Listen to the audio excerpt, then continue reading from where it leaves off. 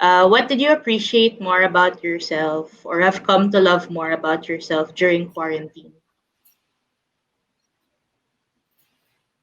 Anyone may start. I'll start. Okay. During quarantine, one thing that I was really, really proud of was being able to cook for the people at home. Kasi my whole life, akala ko hindi ko talaga kaya or bawal ako sa kusina or Yeah. makalat, ganyan, kapag bata ka. And my dad doesn't know how to cook. So, lagi lang si ate. Tapos sabi niya, bawal ka dito, bawal bata dito. So, I never really grew up cooking. Tapos ngayon, I'm trying everything. And I'm super happy about that. What's your favorite dish to make? Now, paella. Yeah. Wow. Oh, Yeah. nice. Social. Liza. Sorry, what was the question again? What did you come to love more about yourself during quarantine? Oh, okay. Um, well, I'm gonna start with what I was most proud of, probably because I got my grades for my first school year, and I qualified for top psychology student. So that's one thing I'm really proud of. Because, of course, I know because I haven't been to school in so many years, and then going back, like I was nervous because I was like, what if I forgot everything I've ever learned about? But then I realized in psychology, you don't need everything you learned about in high school. So that's one thing that I'm proud about, and um, yeah, I'm proud about. And then also, I learned to cook. I mean, before that, I already enjoyed cooking, but I learned to cook more like different dishes from different countries. Nice. And I'm really happy when I'm able to feed the people in my house and they're happy with what they're eating. What's your favorite dish to make? Right now, it's like tonkatsu or like ebikatsu, Japanese dishes. So you Sandy. you know how to straighten like the shrimps? You know how to straighten them out? Yes, I do. I studied it Cool. on YouTube. Nice. Are you a freshman Quarantine in your skills. you're in Yeah. first year college? Is that Yes. right? Oh, Yes. I'm almost done actually. oh nice. Nice. How was the experience spending your first year in this kind of climate? Honestly, I'm enjoying going to school like this because beforehand, I went back to college like 2 years ago, but then I would actually have to go to the school at least twice a month or once a week, which I couldn't really commit to doing. So, the quarantine gave me an opportunity to really focus on my studies and to go to school more often. So, in a way, even though it's not regular classes, it kind of feels regular to me because there's a regular schedule that I have to follow. And it's keeping me busy. It's keeping me my mind running, and I feel like I'm learning a lot. So I'm really happy about that. Why did you choose psychology? Before, I wanted to take up psychology as a pre-law because I wanted to become a lawyer. But then I realized I don't want anything that has to do with the law or politics in general.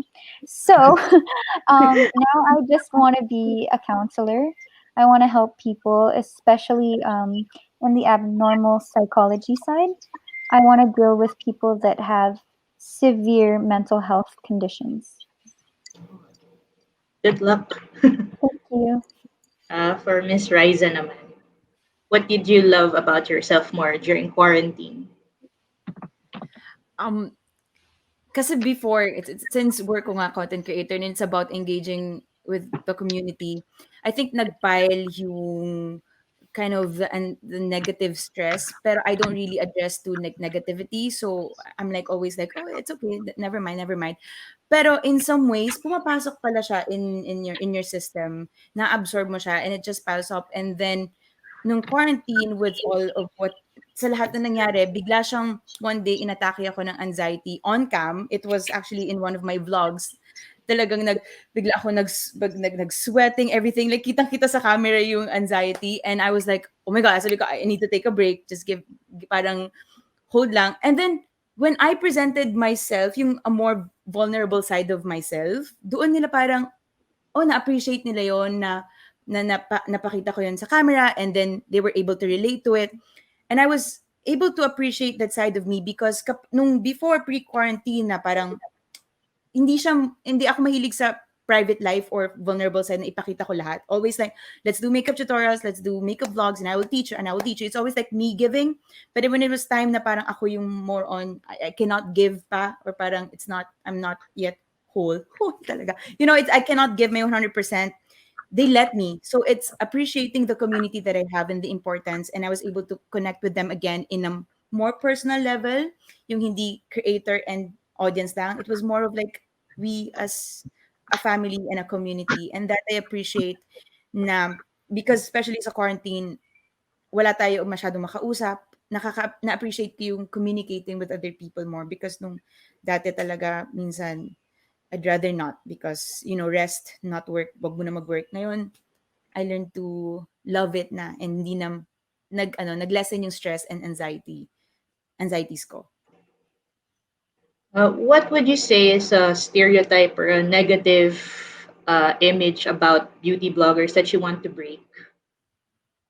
Madrama. Ay, yung kasi, which minsan naman may katotohanan yung iba. I mean, doon nagsimula yan hindi lang dito sa Pilipinas, pero international beauty vloggers. Yeah. Nagpauso ng spill the tea. When you say spill the tea, it's from the beauty vlogging community because ang daming ganap na mga beauty vloggers lalo na sa ibang bansa. Dito naman sa Pilipinas, that's why I can break that stereotype.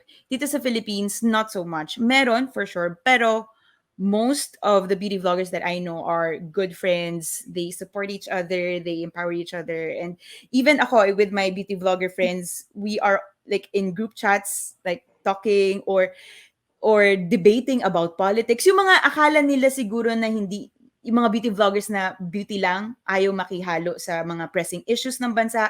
They just don't know na we talk with amongst ourselves. We don't have to always post online, but we communicate and we're all good friends. Wala namang drama masyado. People would say na parang pag beauty blogger, makeup lang. But for sure it's not an easy job. So what would you say is like how to start in the industry? Kasi it's all parang glamour kasi beauty and it's just all about like, parang vanity siya. Pero for me personally, makeup is an artist. It's artistry. I started as a makeup artist and then I started doing clients, and dun ko mas na-appreciate yung art ng makeup. So people should always, for me, if you really want to love makeup, you should appreciate the effect or the good thing that ang tawag dun, yung what brings ano yung sinasabi ko na wala yung train of thought ko. Yung binibigay niya sa isang tao, not only yung product, not only yung brand, not only, kasi minsan status symbol siya, oh, I have this brand. Oh, yaman ko na, wala. Pero hindi nila alam, kahit ano pang makeup product, if it gives you confidence, if it enhances you as a person, if it betters you as a person, then that's what makeup is all about. For this set of questions just about home, what would you consider is your personal sanctuary at home now? Anyone can start. Pero wala si Liza. Ako, I can start na rin. Dito sa kwarto ko ngayon. I do everything here. Actually, fun fact, itong bedroom na to, hindi ito yung bedroom talaga. This was my studio. Nung quarantine, nasa kabilang kwarto yung bedroom talaga kasi master's bedroom yun, mas malaki. At yung studio mas maliit. And then nabore ako nung quarantine, binuhat ko tong kama, tong mattress. As in, pinagbaliktad ko yung bedroom and studio in 2 hours yata. Kasi binaliktad ko silang lahat. Kasi I wanted more sun kasi nandito yung sunrise. And sabi ko, nung first month ng quarantine, yung natutulog ako ng 6 a.m., kung kailan may araw na, baliktad. Ewan ko kung anong nangyari. Sabi ko, you know what? Magiging alarm ko yung natural sunrise. So, binaliktad ko siya. And nagigising nga ako. Ang init pala. Maling idea. Pero okay lang. Mainit pala ang natural sunrise. Okay, pero nakatutok yung mukha mo yung sunlight, no? Oo, tapos nararamdaman mo na, parang pawis ka na at 6 a.m. Oh, it's time to wake up. For Yassi or Liza, personal sanctuary at home.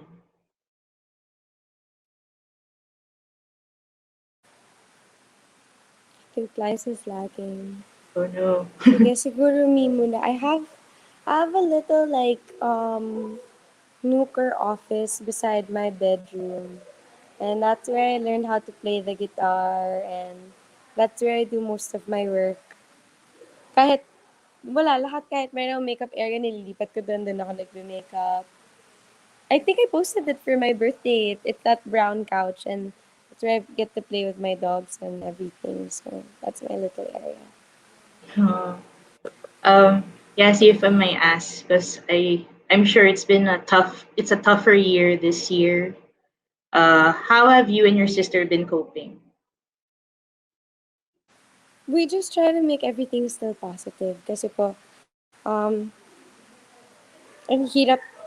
I'm pretty sure lahat po nung nakaranas nung pinagdaanan po namin sobrang mahirap. Tapos, kung kailan pa kami nawalan, saka pa nawala yung buong mundo, parang ganun. Pero, that's why I really appreciate this time for us to just really appreciate the world we live in, why we're living. You're breathing. There's still life. You have a purpose. You have a reason. You make people happy. Sana maging ganun pa rin po ng mahabang panahon na just seeing someone else smile back at you is a reason to make your day. And if you have that every day, then that's a reason to live.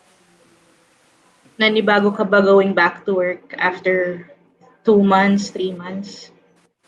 Opo, sobra. Sobrang hirap. Pero grabe po yung protocols namin for our safety. The sacrifice, hindi po namin ma-put into words kasi minsan nakakabaliw. Pero we're happy that we're still in the service of the Filipino at kahit maglilimang taon na po ang FPJs ang probinsya. 5 taon na po yata. Excited pa rin po yung mga tao and reason po yun para po magpatuloy kami. And we're very, very blessed and we're very, very happy to have given this opportunity. Thank you.